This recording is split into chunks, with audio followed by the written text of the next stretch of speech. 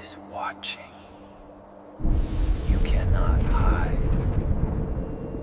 from the storm.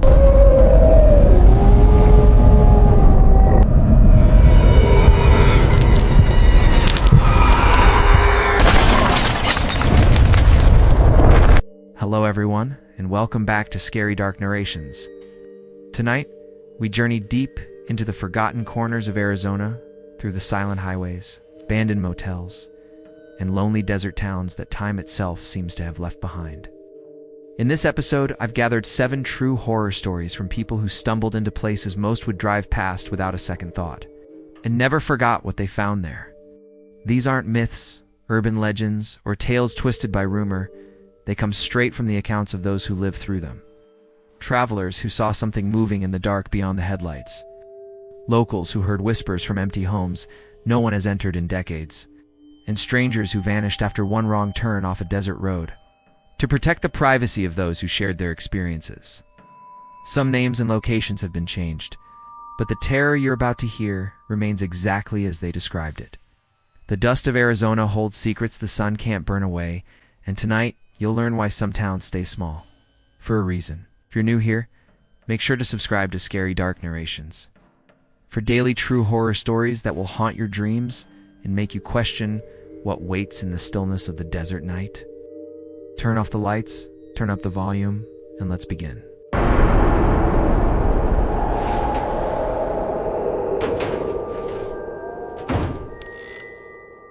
The desert air pressed thick against the windows that night, humming with heat even after midnight.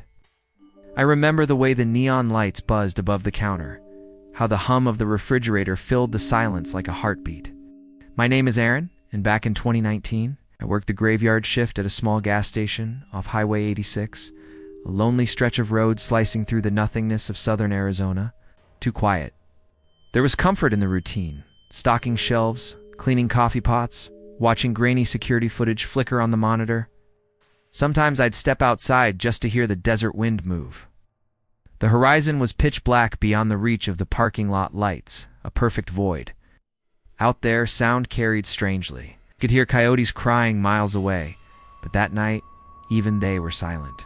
Around 2 a.m., I was leaning against the counter, scrolling through my phone, when I heard tires crunch over gravel. Headlights washed across the storefront glass, blinding me for a second. Then I saw it. A white cargo van pulling into the far corner of the lot, where the lights didn't reach. That was odd. People usually parked close to the building at night, near the safety of the brightness. This one deliberately chose the dark. 2 men stepped out. Both looked mid-30s, wearing jeans and dark shirts. One had a baseball cap pulled low, the other stood stiffly, scanning the road like he expected someone to follow. They spoke in low tones, their gestures clipped, nervous. I told myself they were just travelers, maybe truckers resting before heading east, but something about them didn't fit. The air changed. It was as if the desert itself was holding its breath. I tried to shake it off and focus on my phone, but then came the sound, faint, strangled, unmistakably human. A muffled cry like someone trying to scream through cloth. My head snapped up. I stared at the van. The back doors were slightly open, shadows shifting inside. For a second, I thought I imagined it, but then I heard it again, a stifled sob, followed by hurried shuffling. My stomach dropped. I froze, every instinct screaming to look away. But curiosity, or maybe conscience, kept me rooted. The man in the baseball cap turned and caught me watching, his eyes dark and lifeless, locked on mine through the glass. My throat went dry. He leaned toward his partner, whispered something, and then they both began walking toward the store. The bell above the door chimed. I forced a smile that felt wrong on my face. The man in the cap approached the counter. Up close, I saw the scar down his cheek, a thin white line cutting through his stubble. His companion stood by the door, blocking it casually but deliberately. "Bathroom?" the man asked, his tone flat. I pointed toward the back. He didn't move. Instead, he grabbed a pack of cigarettes, then a bottle of water. His gaze never left me. When I told him the total, he handed me a crumpled 20 fingers rough, nails cracked. He smiled faintly, but it wasn't human warmth. It was testing, probing. His companion said nothing, arms folded, eyes cold. When they left, I exhaled like I hadn't breathed for minutes. I moved toward the window and watched. The man in the cap opened the van's rear doors fully this time, and what I saw still haunts me. Inside, huddled figures, 5 or 6 people, maybe more, pressed together in the darkness. Their faces were blurred by shadow, but their fear was unmistakable. A woman's quiet crying carried through the still air. A child sat curled in a corner, unmoving. The man shouted something harsh in Spanish. The crying stopped instantly. Then he slammed the door shut and climbed into the driver's seat. The van rolled out of the lot, swallowed by the black horizon. My hands were trembling so badly I could barely unlock my phone. I called 911, stumbling over my words as I described the van, the men, the sounds. The dispatcher told me to stay calm. Officers were on their way. Every minute felt like an hour. The air in the store grew heavy, suffocating. Every sound, the hum of the cooler, the buzz of the lights felt too loud. My eyes kept darting to the dark highway, waiting for the van to return. Then, silence swallowed everything. The flashing red and blue lights arrived 20 eternal minutes later. When the officers stepped out, I ran to meet them, words tumbling from my mouth. They took notes, asked for details, the van's color, direction, license plate, but my memory had blurred, panic erasing clarity. One officer promised they'd send out an alert. The other just looked at me with quiet sympathy, the kind that told me not to expect much. After they left, the night stretched on endlessly. I couldn't focus on anything. Each time headlights flickered on the horizon, my heart spiked. By dawn, when my replacement arrived, I felt hollow. I drove home in silence, my eyes raw from sleeplessness. I didn't tell my parents. How could I? What could I even say that I watched something monstrous unfold and all I did was call for help too late? Days passed in a blur. I kept checking news updates, waiting for mention of an arrest, a rescue, anything. Nothing. Finally, I called the police station myself. The officer on the line recognized my name. His tone was careful. Too careful. They'd found the van, abandoned on a dirt road 30 miles west of town. Inside were zip ties, blood on the metal floor, and scattered water bottles. No people, no suspects, just emptiness. I remember whispering, "They're gone, aren't they?" He didn't answer directly. That silence told me everything. I quit the gas station 2 weeks later. I couldn't handle the stillness anymore. Every flicker of fluorescent light felt like a threat. I took a lower-paying job at a grocery store in a bigger town. More people, more noise, but the quiet never truly left me. At night, when the world goes still, I sometimes hear it again, that muffled cry. I see the child's silhouette in my dreams, the woman's trembling shoulders. I wake up drenched in sweat, my heart hammering. I tell myself I did the right thing by calling, but it never feels like enough. What if I had taken a picture? What if I had run out there? The questions loop endlessly. The worst part is the not knowing. Did they survive? Were they rescued? Or did that van become their coffin in the desert night? Sometimes, when I drive past that stretch of highway, I swear I see headlights waiting far in the distance, 2 small orbs glowing white in the blackness, unmoving. I've tried to rationalize it. Maybe it's just another driver pulled over. Maybe it's my guilt creating ghosts. But part of me knows better. Evil doesn't always announce itself, doesn't wear a mask or carry a weapon in plain sight. Sometimes it drives a white van and asks for cigarettes. I'm studying criminal justice now. I tell myself it's to make a difference, to save people like the ones in that van. But maybe it's penance. Maybe I'm still chasing that one chance I lost. A few months ago, I got an anonymous letter, no return address. Inside was a single photograph, blurry, printed on cheap paper. It showed a stretch of desert road, a van door lying half buried in sand. Someone had scrawled 2 words on the back in shaky handwriting. Still here? I stared at it for hours. My first instinct was to throw it away. I couldn't. I keep it in my desk drawer, folded, waiting. I don't know who sent it or what it means. Maybe it's a cruel joke. Or maybe someone out there remembers me too. The nights feel heavier now. Sometimes when the wind rattles against the windows, I imagine it's whispering voices carried from the desert, searching, pleading. I tell myself they're gone, that it's just the past echoing. but deep down I know better. Because some nights, when I look into the darkness beyond my porch, I swear I see movement, faint silhouettes standing just beyond the reach of the light, waiting. Would you dare return to that gas station?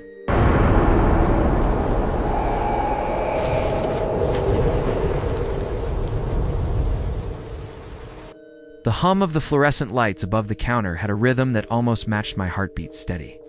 Faintly offbeat and impossible to ignore.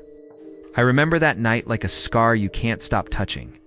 The air inside the truck stop felt heavier than usual, like something unseen was pressing down on the walls.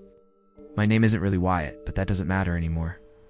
What matters is what I saw that night off Interstate 40, and what it turned me into. Holbrook was never meant for people to stay long. It's just a strip of motels, gas stations, and neon signs flickering against the desert dark. I'd been there a few months after losing my construction job in Phoenix, working the graveyard shift at a massive truck stop just past exit 20689. It wasn't glamorous, but it paid the bills, and I liked the quiet. People came and went, stocked shelves, brewed coffee, and listened to the hum of distant engines through the glass. Nights blurred into each other until that one. It was late September, the kind of night where the air outside feels dry enough to crack your skin.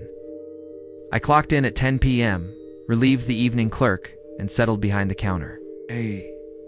The usual parade of truckers stopped in for cigarettes and caffeine. By 1 a.m., the parking lot had gone still. Maybe 6 or 7 semis were parked, their cabins glowing faintly from the inside. I remember feeling that calm, that deceptive stillness before something awful happens. Then, the first van arrived. White, windowless, the kind that looks sterile even in the dark. It parked in the farthest corner, where the lights didn't reach. The engine stayed running, exhaust whispering into the cold. 10 minutes passed. No one got out. Just the faint shimmer of exhaust and the vibration of the engine on my security monitor. I told myself it was nothing. People sleep in cars all the time. But my gut clenched anyway. Then came the second van, identical. It parked right beside the first. Engines idling, side by side, motionless. My fingers tightened around my coffee cup as the first driver stepped out. A middle-aged man in a dark jacket. He walked to the second van and tapped on the driver's window. They talked briefly, but something about the way they moved quick, tense, made me lean closer to the monitor. Then the back doors opened. At first I thought I was imagining things, but when the second man opened his van, I saw them, people. 10 at least, huddled in the back like discarded luggage. Some shifted, blinking under the faint glow from the streetlight. One small shape, a child, lifted their head. My throat went dry. Their faces were pale, scared, silent. I wanted to tell myself I was wrong. Maybe it was a family, maybe workers, but my stomach twisted. No, this was wrong. They were being transferred. One by one, from the first van to the second. A woman stumbled and was yanked forward by her arm. A man resisted and was punched in the gut so hard I saw him collapse. The others didn't move, maybe they were too afraid. I grabbed my phone, hesitated, then dialed 911. My voice shook as I gave the dispatcher every detail. 2 white cargo vans. Possible human trafficking, the location, the plates I could barely make out. She told me to stay inside, not to approach. Officers were on their way. But the men were moving fast. The transfer was almost done. I stared helplessly as the last of them, that child, was shoved inside. Then the doors slammed. Both engines revved, and the vans rolled out of view. I rushed out to get a better look, but by the time I reached the door, all I saw were twin red taillights fading into the desert black. The night air stung my lungs. A mile away, a coyote howled, and then silence swallowed everything. When the police arrived 10 minutes later, I was still outside, my hands trembling under the harsh glare of their headlights. I told them everything, every second I could remember. They followed me inside, watched the security footage, grainy monochrome, but clear enough to see the horror I'd witnessed. 2 men, 2 vans, and at least 8 victims. One officer muttered under his breath, the other kept scribbling notes. I thought help had finally come, but then the black SUVs arrived. No sirens, no markings, just 4 figures stepping out, all in dark suits. They moved with precision, flashing badges too quickly for me to read. The older officer nodded and backed off. That's when I knew whatever this was, it went deeper than a few missing people. The woman who spoke to me couldn't have been older than 40. Blonde, sharp-eyed. Her tone calm but heavy. She said they were from the FBI. She leaned forward, her voice low. "You can't talk about this," she said. "Not to anyone. Not to the media. Not even my family." The operation was active, she explained, and my silence was critical to protect victims and agents. Then she slid a non-disclosure form across the counter. Her stare told me I had no choice. I signed. They took the footage. And they left. Weeks went by. Then months. No one called. No updates. The copy of the footage they promised never came. I asked the truck stop manager once. He told me not to bring it up again. Said some things are better forgotten. But I couldn't. The nightmares started soon after. I'd see the vans again, idling in that same dark corner, exhaust curling upward like ghosts. Sometimes I'd wake up gasping, convinced headlights were outside my window. Other nights I'd dream of the woman who stumbled, only this time she turned her face toward me. Her eyes were open, glassy, unblinking. I quit the truck stop a few weeks later, moved to Flagstaff, found warehouse work, tried to live like nothing happened. But the silence was worse than the memory. Every time I saw a white van on the road, my chest tightened. Sometimes late at night I'd check the news, searching for any sign of arrests, rescues, anything. But there was nothing. It's been 2 years. I've replayed that footage in my head so many times that the static burns into my vision. I started researching, found reports about trafficking routes along I-40, thousands of victims disappearing across Arizona every year. The pattern matches what I saw that night. It wasn't random. It was organized, controlled, and someone powerful wanted it buried. Sometimes I wonder if those people ever made it out alive. If the agents who came that night really were FBI, or if they were something else entirely. Cleanup, not rescue. Because the more I think about it, the less sense it makes. Why take the footage? Why silence me? Why pretend it never happened? 2 nights ago, I woke to the sound of an engine idling outside my apartment. When I looked through the blinds, there was a white van parked across the street. No markings, just sitting there under the streetlight. Its headlights flicked on for half a second, then off again. I haven't slept since. I don't know if it's real or if my mind's unraveling. But one thing I do know, when you see something you weren't meant to, it doesn't just haunt you. It follows you. It learns your name. If you ever find yourself working alone at night at a gas station, a diner, a truck stop, and a white van pulls up to the edge of the light, trust your gut. Don't look too long. Don't make the call too late, because sometimes silence doesn't protect you. It marks you. Would you dare return to that truck stop?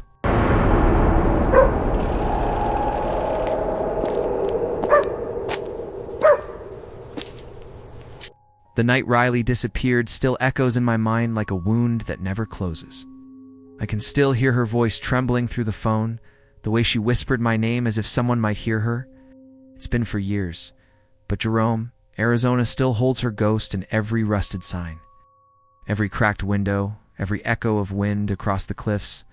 I drive through those narrow mountain roads sometimes. I swear I still see her shadow walking beside me. Riley and I grew up in this tiny mining town where nothing ever changed, except the faces that left and never came back. We were supposed to be next. Was supposed to leave this place behind, but life had a way of trapping us. She worked nights at a little restaurant that smelled like burnt coffee and old grease while I helped my dad fix engines in a garage that groaned with the sound of tired machines. We dreamed of Flagstaff apartments and loud city nights, but all we ever did was talk. Dreaming was free. She was the kind of person who lit up the dullest corners of this dead town. Messy bun, patched denim jacket, camera slung around her shoulder like a third arm. Always laughing, always curious. Riley loved to explore the abandoned mine shafts, even though everyone told her they were dangerous. Places like that, remember, she used to say with a grin? You just have to listen. I never understood what she meant until she vanished. It started on one of her closing shifts in early July. She called me around 10:30 p.m., her voice cracking through the static. Someone's following me, she whispered, and my stomach dropped. She said it was an old pickup truck, dark blue, maybe black with a cracked windshield. It followed her through Main Street, matching every step she took. When she sped up, it did too. When she stopped, it stopped. The truck's headlights flickered like a dying heartbeat. I told her to run, and she did. I could hear her breath rasping through the phone as her keys jingled. The door slammed and the deadbolt clicked. When she finally caught her breath, I asked if she'd seen the driver. She said no, the windows were tinted. Maybe it's nothing, she tried to laugh, but her voice broke halfway. I told her to call the police. She hesitated. That's the thing about small towns. When something bad happens, people always assume it's just your imagination. The cops came the next day, took her statement, nodded politely, and left. No cameras, no leads, just warnings. Walk with someone at night. Call us if it happens again. It sounded like they were already done with it, but I wasn't. 3 nights later, Riley started getting phone calls. She'd answer, and there'd be nothing, just breathing. Slow, wet, heavy. Sometimes the calls lasted 30 seconds. Sometimes a full minute. Always around midnight. Always from a blocked number. I started sleeping on her couch just to make sure she wasn't alone. Every creak of the floorboards made us jump. Then came the voicemail. We were watching a movie when her phone lit up. Another blocked call. She didn't answer this time. But when the voicemail alert buzzed, she pressed play. The same breathing again. Then, right before the end, a low, distorted voice crawled through the speaker. I see you. Riley. She dropped the phone like it burned her. I froze, staring at the glowing screen as the message replayed in my mind. The voice didn't sound human, it sounded filtered, warped by something mechanical. The police said they'd look into it. Riley changed her number the next morning. For a while, things went quiet, until the photos started appearing. The first one was tucked under her windshield wiper, Polaroid grainy, underexposed. Twice. It showed her walking down the same street where the truck had followed her. Taken from behind, you could almost see the flash reflected in her hair. She turned pale, clutching it like proof of a nightmare. The cops took it as evidence, but had nothing new to offer. The next day, another photo. This time she was inside the restaurant, serving a table. Smiling, the photo was taken from outside, through the window. And the next, her apartment at night. A dim figure barely visible across the street in the darkness. Watching, she stopped going to work after that. Stopped sleeping. She'd stand by the window for hours, staring into the street as if expecting the flash of a camera any second. I told her to leave town, to stay with family. But she just shook her head. If I leave, they win, she said softly. I'm not running. I wanted to believe she was brave, but all I saw was fear eating her alive. Then came July 18th. She called around noon, her voice oddly calm. Meet me at the diner, she said. I've made a decision. That was it. Just that. I drove there fast and ordered 2 coffees. I waited 15 minutes. 30. An hour. She never showed. Her phone rang until voicemail picked up. I texted her. Nothing. When I reached her apartment, her car was gone. Her denim jacket hung on the chair. Her phone charger still plugged into the wall. But the silence in that room was suffocating, like she'd just stepped out and never came back. Then, silence swallowed everything. 2 days later, they found her car. Hiker spotted it parked near the edge of the overlook 15 miles outside Jerome. The driver's door hung open, keys still in the ignition. Her purse sat untouched on the passenger seat. No footprints, no signs of struggle. It's just the wind scraping against the metal like skeletal fingers. The search teams came, dogs, drones, helicopters, but all they found was silence. For weeks, I couldn't sleep. I'd drive out to that overlook every night, staring into the valley where her car had been. The police called it a probable abduction. I called it something else, because sometimes, when the wind rose through the canyons, I heard her voice, whispering, faint, like a recording played backward. They found something else too, a small Polaroid camera tossed into the brush 50 yards from her car. The film inside was ruined by heat, but one image remained partially visible. It showed a figure standing near the overlook railing. The figure wasn't Riley. It was taller, thinner. Its face was blurred, like motion captured wrong. stretched unnaturally.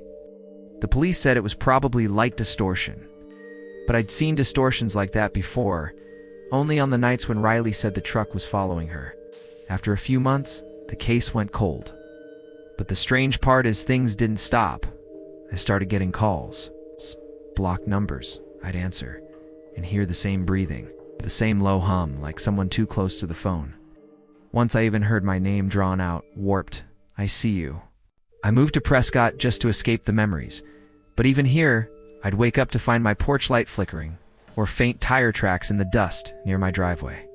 Last month, a Polaroid arrived in the mail. No return address. It's just a picture of me standing at the overlook same place. Riley vanished. The date scribbled in the corner was from a week earlier. I hadn't been there in months. I stared at the image until my eyes blurred, and for a split second, I thought I saw her in the background, standing at the edge, watching me. You ever feel like reality has seams? Like if you pull too hard, everything around you might tear open? I've started to believe that's what happened to Riley. Maybe she followed that truck one night. Maybe she went looking for answers and stepped through something she wasn't meant to see. 2 nights ago, I dreamed I was walking down that same street where the first photo was taken. The streetlights buzzed, flickering between darkness and light. I heard the rumble of a pickup truck behind me. When I turned, it wasn't there, just tire marks leading nowhere. But in the reflection of a store window, I saw her Riley, her denim jacket fluttering in the wind. Her mouth opened like she was trying to speak, but no sound came out. Then she lifted the camera and took a picture. I woke up to the sound of my phone ringing. Blocked number. I let it go to voicemail, my hands shaking. When I finally listened, I heard that same breathing, and then her voice. Come back to where it ended. I'm leaving now. I know I shouldn't, but I can't ignore her.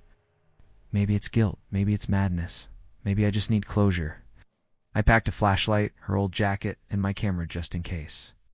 The road back to Jerome winds like a serpent through the dark. The town looks smaller every time I return, swallowed by the mountain itself. As I reach the overlook, the air turns colder. I step out of the car and walk toward the railing. The wind howls. My phone buzzes again. Another blocked call. I answer silence. Then faintly from behind me a whisper. Click. I turn around. A flash of white light. Then darkness. The sound of breathing slow, steady, familiar. Would you dare return to this place?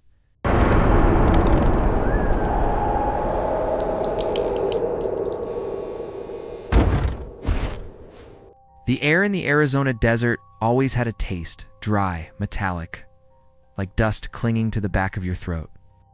That morning in 2018, it carried something else too, something I couldn't name. My brother and I were driving west of Siloam, the sky burning orange as the sun clawed its way up the horizon.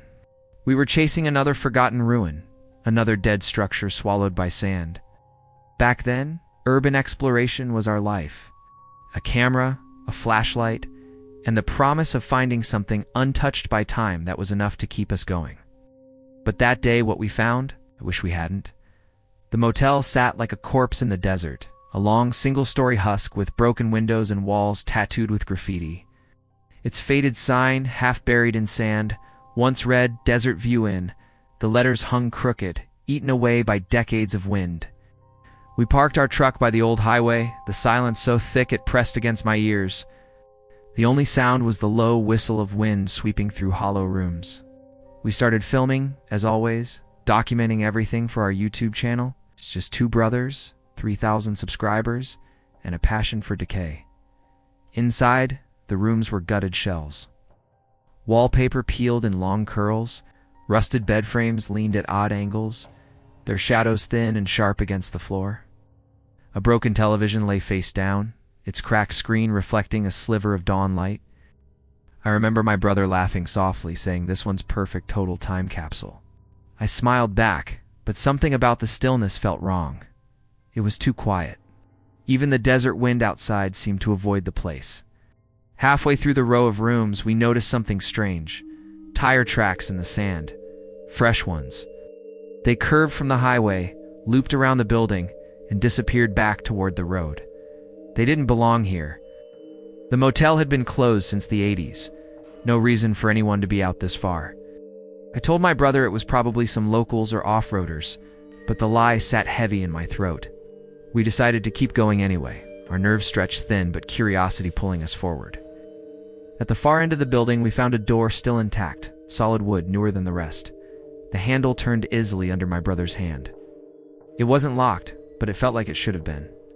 The hinges moaned as the door opened, revealing a room that didn't belong to any decade.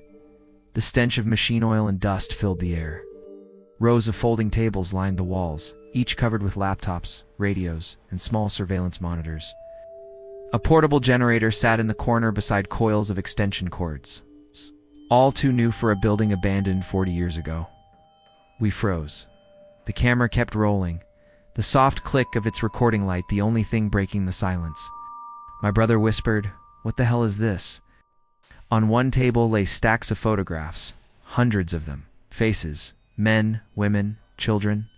Some were taken from a distance, through windows or across streets. Others looked like security stills, grainy and clinical. I felt my stomach drop. Someone had been watching these people, stalking them. I moved closer, scanning the walls.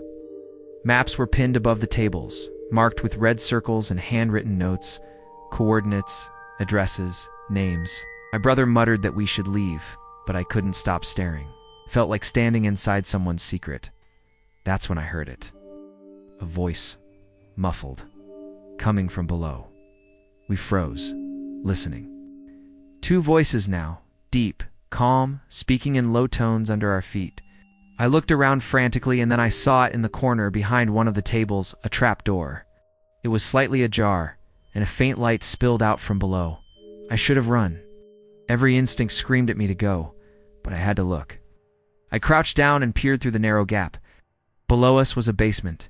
There shouldn't have been one, not in a place like this. Yet there it was.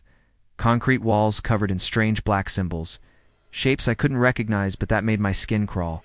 The space was filled with more equipment, in what looked like sleeping bags and blankets. Someone lived down there. My brother tugged my sleeve hard, whispering, "We need to go now." I hesitated just long enough to hear one of the voices stop, mid-sentence. Then silence. Heavy, watching silence. We backed away slowly, barely breathing. When we reached the hallway, I turned off my camera light. The air felt heavier, charged, could almost hear footsteps below us. My brother gripped my wrist, and we started moving faster until the sound came again. A metallic clang. The trap door. That was enough. We bolted through the corridor, sand crunching under our shoes as we burst outside into the blinding daylight. We didn't stop to look back. We didn't stop at all. We sprinted through the desert until our legs gave out, lungs tearing with every breath.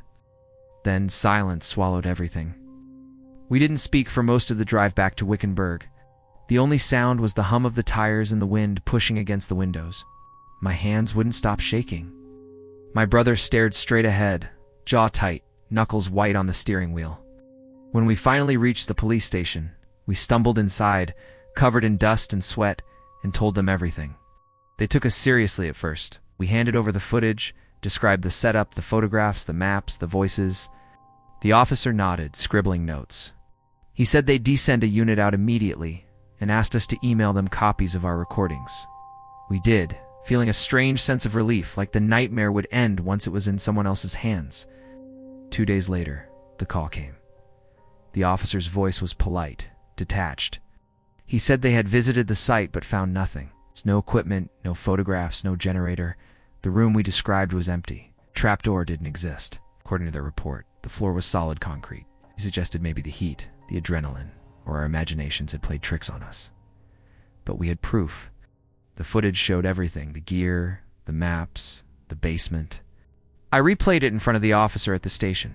He leaned closer to the screen, his expression hardening, and then said quietly, "That's interesting." But when I asked if they'd send another team, he just shrugged. "There's nothing else we can do without physical evidence," he said. "And technically, that property's on federal land. You're lucky you're not being charged with trespassing." We left, furious and confused. Something about his tone, the way he said federal land, stuck with me. Like he knew more than he could say. A week later, we went back. It's against every instinct, against all reason. We went back.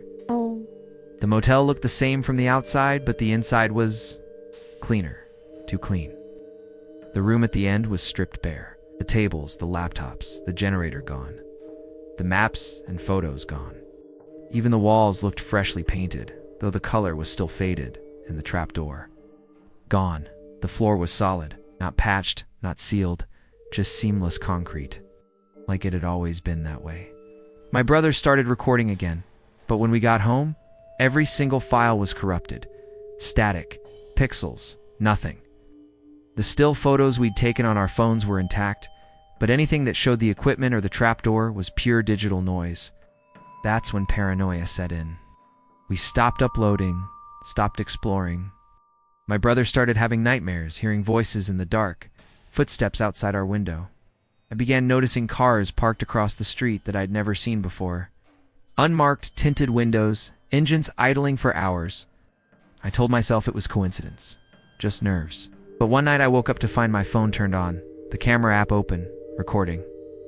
After that, we shut down the channel, wiped our accounts, moved apartments. But the sense of being watched never went away. Even now, years later, I still see flashes in the corner of my vision, shapes too quick to focus on.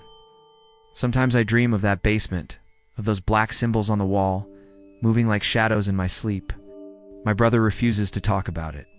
He says that if we pretend it never happened, maybe it'll stay buried. But deep down, I know better. Some things you stumble upon aren't meant to be found. Because if that basement really didn't exist, if everything we saw was supposedly gone, then who's been erasing the evidence ever since?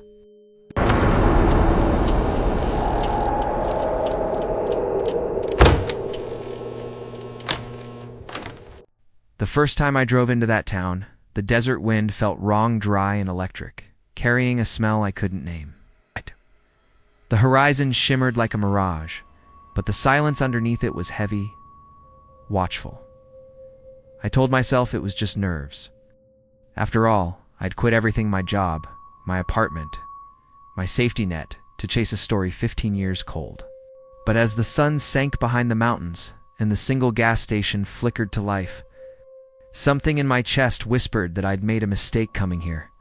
I'd been a journalist for 8 years, mostly covering city hall scandals and local corruption. But I lived for the stories that bled, those forgotten cases buried under paperwork and silence.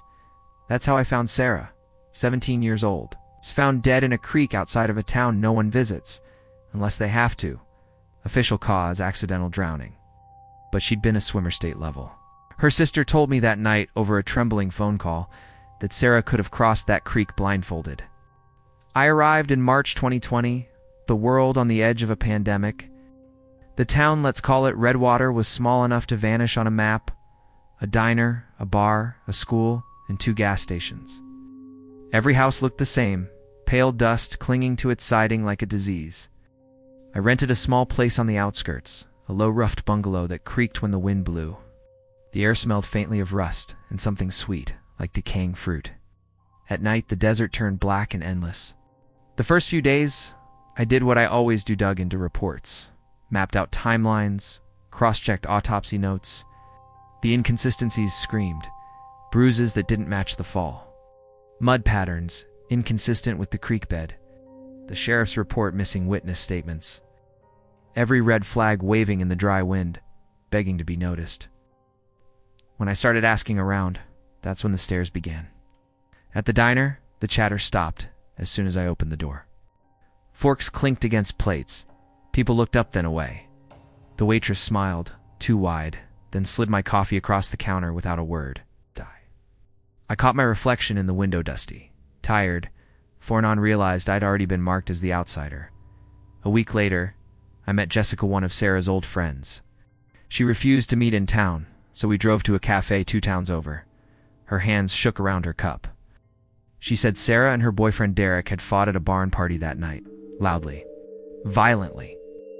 Derek had driven off in anger, leaving Sarah behind. She was last seen walking toward the highway. Jessica said she told the police everything, but her statement never appeared in the file. When I asked why, Jessica's eyes darted to the door. Because Derek's uncle was the sheriff, she whispered. That name hit me like a punch. Derek, The last person to see Sarah alive was now a deputy sheriff, the same department that had buried the case. I could almost hear the gears of corruption grinding beneath the town's surface, an old machine still turning. I asked Jessica why no one had spoken up. Her answer chilled me. We tried. People who did stopped trying. After that, the nights in my rented house changed. The first incident came 3 days later. I returned home from the library and found the front door open, the lock splintered. My notes scattered across the floor, but nothing missing. Not the laptop. Not the camera. Just the files moved, as if someone had wanted me to know they'd been there. I stood in the doorway, the desert wind pressing at my back, and felt the first true drop of fear. I called the police. A deputy showed up, polite, uninterested. His badge caught the light D. Weller. Derek. The same Derek. His smile didn't reach his eyes. Must have been kids, he said, his tone flat. You should get stronger locks. Then he left, his cruiser's headlights fading into the dust. That night I couldn't sleep. Every creak of the house sounded like footsteps. Every gust against the window felt deliberate. I checked my door twice, then 3 times. When I finally drifted off, I dreamed of water running black under moonlight, and a girl's hand reaching from beneath the surface. The next morning, my hard drive was gone. It's the one with Sarah's files, the only full backup. It had been on my desk when I went to bed. I searched the entire house until dawn. Every drawer, every inch of floor. Gone. The air in the room felt heavier, thick, like the aftermath of someone's breath. Then, silence swallowed everything. The next few days blurred together in a haze of paranoia and coffee. I barely slept. Every noise outside made me flinch. My reflection in the window looked hollow-eyed, unfamiliar. The calls started next late at night. No voice, just static like wind over a microphone. And faintly a whisper I could never make out before the line went dead. Letters came too, slipped under my door. Leave town. Stop asking. Forget her. Each one unsigned, each one written in the same trembling scrawl. I started carrying a knife in my pocket, though I knew it wouldn't help. The fear wasn't of who was outside, but that whoever it was might already be inside. One morning I stepped outside to find my car destroyed, tires slashed, windshield shattered. The word leave spray-painted in red across the hood. I stood there in the heat, my hand shaking, staring at the letters. It wasn't paint. The smell told me that. That night, something thudded against my door. A heavy, wet sound. When I opened it, I found a dead coyote lying on the porch, its throat cut, its eyes gone. I stumbled back, nausea rising. My phone buzzed. A text, unknown number. Next time it's you. Called my friend Marcus in Phoenix, a fellow journalist, one of the few I trusted. I told him everything. Sent what evidence I had left in the cloud. Photos, audio clips, Jessica's statement. He wanted me to leave, but I couldn't. Not yet. I had to finish it. Sarah's sister deserved the truth, even if no one else cared. We published the story together in June. The article exploded online. The Redwater cover-up. People shared it everywhere. For a brief moment, I felt victory justice clawing its way back from the dirt. But the silence that followed was louder than the applause. No arrests, no hearings. The Attorney General's office announced they'd reviewed the case. Months later, the conclusion, insufficient evidence. Derek stayed on the force. His uncle retired with honors. The town went back to its quiet rhythm as if Sarah had never existed. I left Redwater that winter. The night before I drove out, I woke at 3 a.m. to a sound-soft, deliberate footsteps in the hallway. I froze. The air shifted, colder. My bedroom door creaked open an inch. Then a whisper, close enough to taste. You should have left when you could. I snapped on the light, nothing there. Just my suitcase by the bed, half sipped, and the faint smell of creek water hanging in the air. I made it to Tucson by morning. But even there I never felt alone. Sometimes I'd catch sight of a white pickup in my rearview mirror. Sometimes a letter would arrive with no return address. The last one came last month. Single photograph. My old house in Redwater, my window glowing. A silhouette standing inside. I tell myself I'm safe now, that Sarah's story is out there, that her name won't be forgotten. But the truth is I still wake up some nights gasping, sure that someone's standing over me. Still hear static on the phone when it rains. Sometimes when I close my eyes, I see her face beneath the water. eyes open, mouth moving. She's saying something, but I can't make out the words. Maybe it's thank you. Maybe it's run. Would you dare return to that town?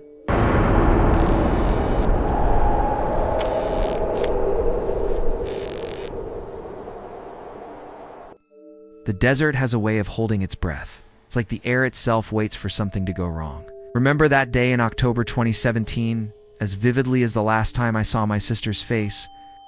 The sun hung low over the Red Rock Cliffs near our small Arizona town, painting everything in that deep amber glow that made the world look ancient. I can still hear Emma laughing that morning, that fearless, bright sound that always seemed to echo longer than it should have. She was 16, full of restless energy, always chasing the next horizon. I was older, quieter, the kind who stayed in the background and made sure she came home before dark. That Saturday, she told our parents she was hiking Red Rock Trail, a loop she knew like the back of her hand. She'd walked it dozens of times, even guided friends through it when they were too nervous to go alone. My mom told her to be home by sunset. Emma smiled and said she would. That was the last promise she ever made. When 7 o'clock came and she still wasn't home, the air in our house changed. It's strange how silence can have weight, how every passing minute feels like a stone on your chest. My dad called her phone. Straight to voicemail, then again, nothing. By 8, my parents had called the sheriff. Our neighbors, park rangers, even old Mr. Yates from the gas station all joined the search. Flashlights cut through the dark as voices called her name across the canyon. I waited on the porch with my mom, her phone clutched in her hand like it could summon Emma back. The night grew cold fast. Coyotes howled in the distance, and every time one cried out, my mom flinched. I tried to be strong for her, but I kept staring down the dirt road, expecting to see that familiar shape jogging toward us, apologizing for losing track of time. She never came. By dawn, the Red Rock Trail had been combed clean. No footprints, no gear, no broken branches, nothing. It was like the earth had swallowed her whole. Then, around sunset, a search team radioed in. They'd found her backpack, but not where it should have been. It was 6 miles away, propped neatly against a boulder beside a dry creek bed.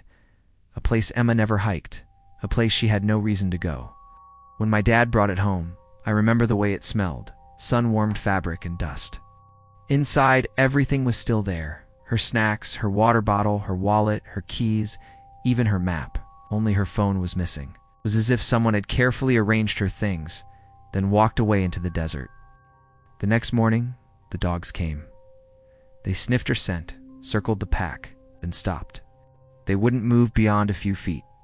Their handlers tugged the leashes, shouted commands, but the dogs just whimpered and sat down. One of them began to shake. The handler looked pale. He muttered something about the scent ending. That night I couldn't sleep.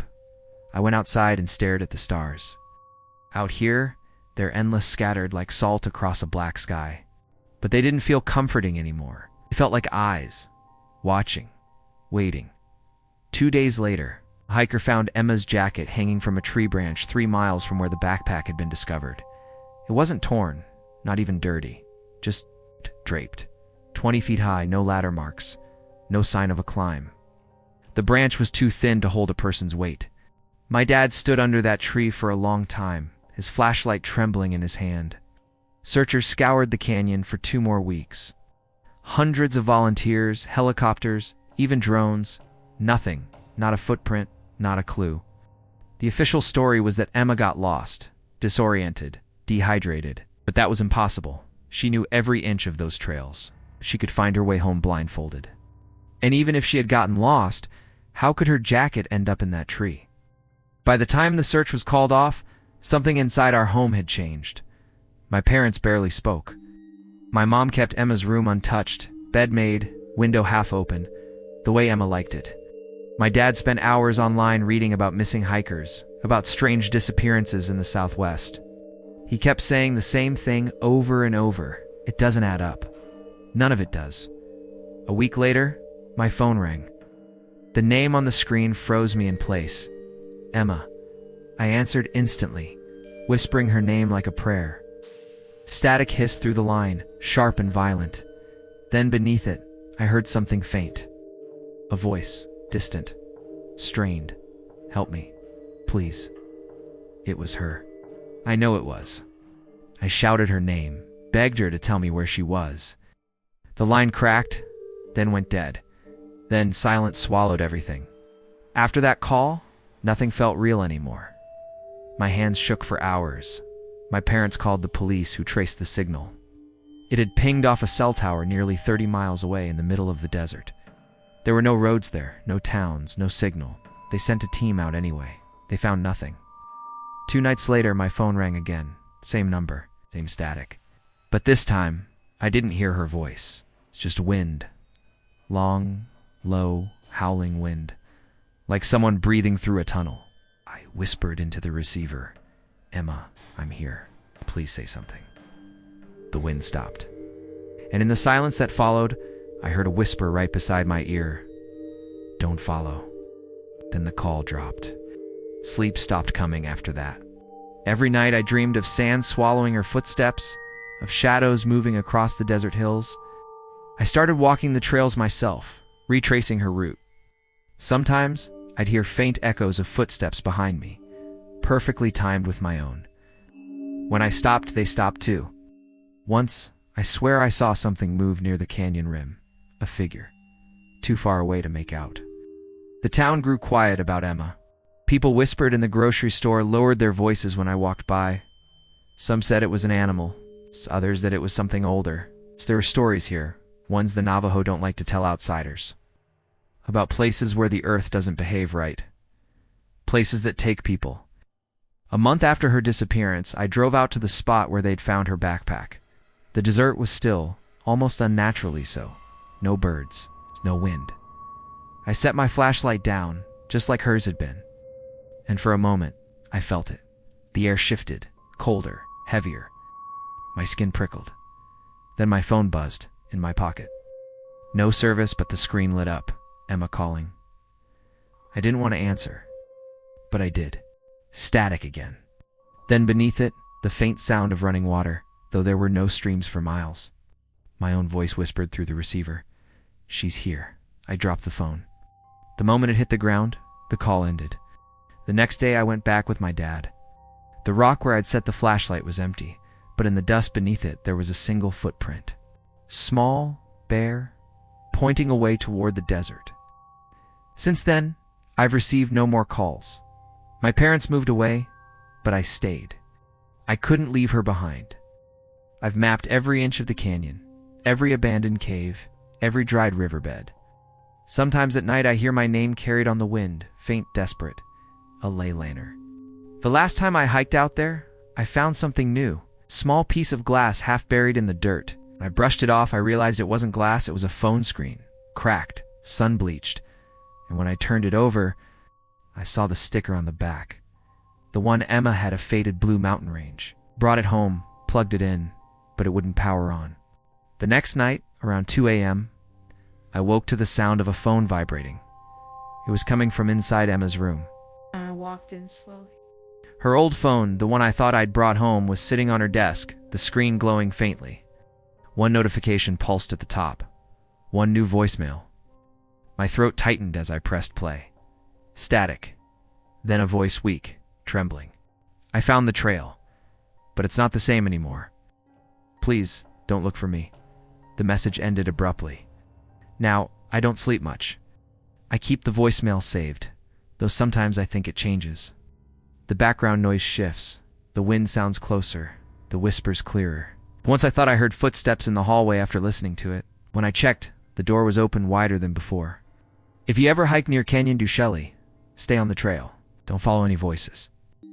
And if your phone rings in the desert, don't answer, because some calls aren't meant to be heard. Would you dare return to this place?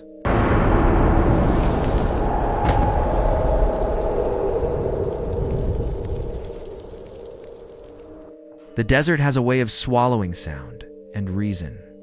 That night, beneath a sky bruised with stars, I thought I was chasing peace.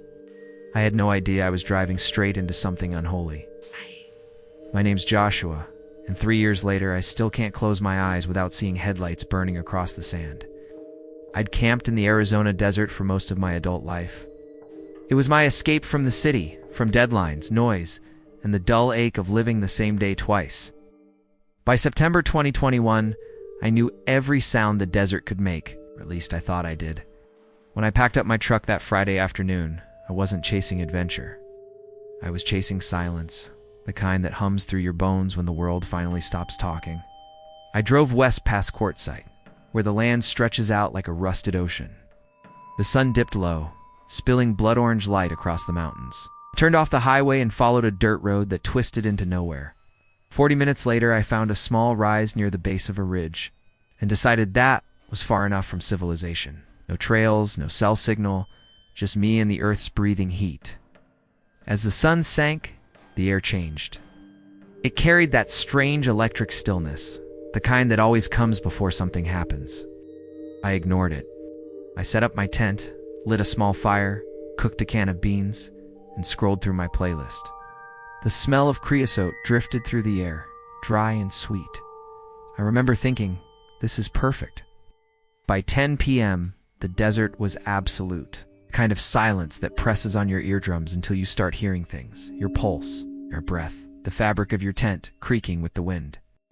I lay down, eyes open, watching shadows stretch across the ceiling. Somewhere in the distance, a coyote howled. I smiled. That was normal. But what came next wasn't.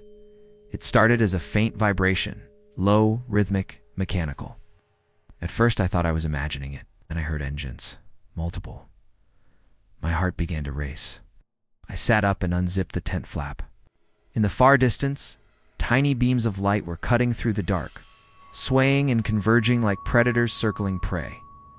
3, maybe 4 vehicles. Moving across the open desert.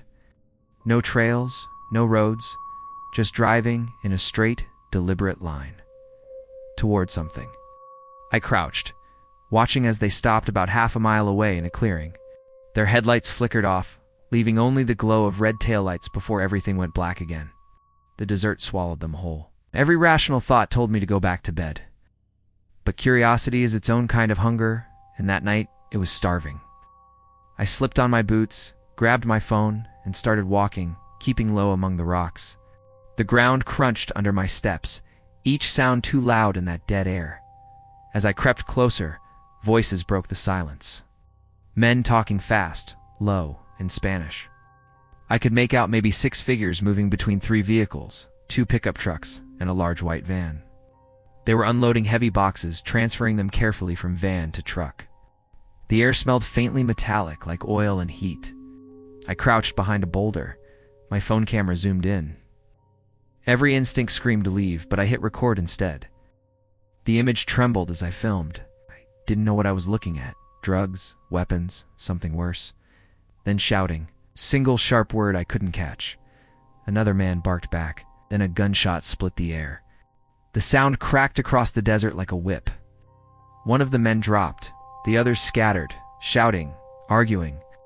A second gunshot followed. The flash illuminated the shapes. Wild movements, chaos, fear. I pressed my back to the rock, every muscle locked in place. My breath caught in my throat. I wanted to run, but my body refused. I could hear one of them yelling orders, dragging the bodies, slamming truck doors. The van's doors banged shut. The desert stank of exhaust and blood.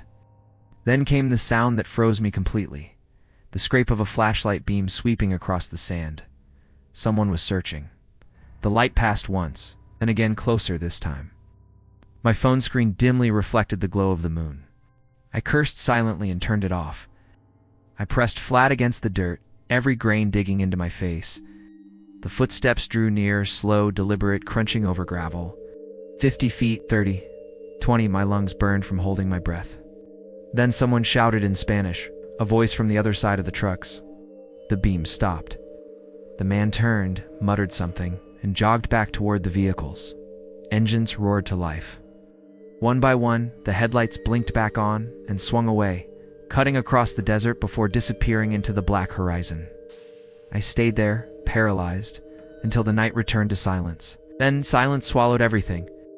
When I finally stood, my knees nearly gave out. My whole body trembled with that strange cold you only feel after adrenaline drains out of you. I waited another half hour before moving, convinced every flicker of starlight was a returning headlight.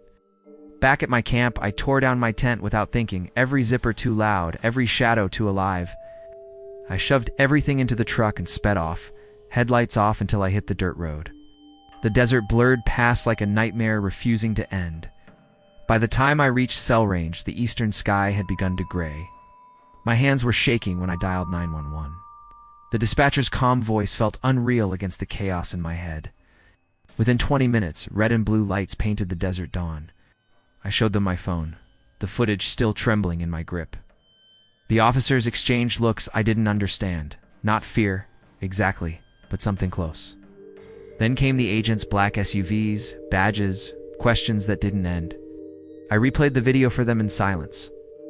Every gunshot, every scream echoed from the phone's tiny speaker, dragging me back into that darkness. They took my phone, my name, my life. One of them, a woman with short hair and cold eyes, told me I was lucky. If they'd seen you, you'd be dead. Her words didn't sound like comfort. They sounded like a verdict. The following weeks blurred together. They moved me into a safe house outside Phoenix. No address, no contact. Just white walls, blinds drawn, and the hum of air conditioning that felt louder with every passing day. I thought I'd be relieved to be safe. Instead, I felt hunted by silence. Every creak in that house made my pulse spike. I'd wake up gasping, convinced I heard engines outside. Once, I saw headlights flash through the blinds. Just once, but it was enough to make me crawl to the floor and stay there until sunrise. They told me arrests were made, that my video had cracked open something big. Weapons, drugs, names that would make headlines. But they also told me not everyone was caught. Those words clung to me like static. I tried to rebuild a life, to trust routine again. I changed my number. I moved apartments. But paranoia doesn't vanish. It mutates. Every unknown caller, every black SUV parked too long outside, it all fed that same terror. One night I woke to the sound of gravel crunching outside my window. I froze. The sound stopped. Then came a faint tap against the glass. Not hard, just enough to let me know it was there. I didn't move. Didn't breathe. I waited for it to happen again. Didn't. But in the reflection of the dark glass, I could have sworn I saw a faint beam of light, the shape of a flashlight sweeping just once before fading. The next morning, the FBI told me they hadn't sent anyone to check on me. I stopped sleeping after that. Every shadow seemed too long. Every whisper of wind sounded like engines far away. Now it's been 3 years. The case is closed, or so they say. But I still see the faces in my dreams, half lit by headlights, shouting words I never understood. Sometimes I wake up thinking I hear the hum of distant vehicles. Maybe they're ghosts of that night. Or maybe they re-reel. Men who never stopped looking for the one witness who shouldn't have seen. Either way, I keep my truck packed. Just in case I have to run again, because out there in that endless desert, some deals never stay buried. Would you dare return to this place? You think the horror ends here? Not quite. The stories you've heard tonight are only a glimpse into something much darker, something that's been waiting quietly, buried in the dust and silence of forgotten places. But if you really want to know how deep this darkness goes, there's one story you need to see next. Watch Asterisk 7 Most Disturbing True Arizona Small Town Horror Stories. Asterisk. It's a journey into desolate towns where the streetlights flicker on their own, and where people whisper about disappearances no one dares to explain. You'll find it right here on the end screen, just a click away. Before you go, make sure to subscribe to Asterisk Scary Dark Narrations Asterisk and turn on the bell icon. Every night, new stories emerge from the shadows. And trust me, you don't want to miss when the next one finds you. Until next time, keep your lights low, your doors locked, and remember, some stories don't end. They just wait for you to come back.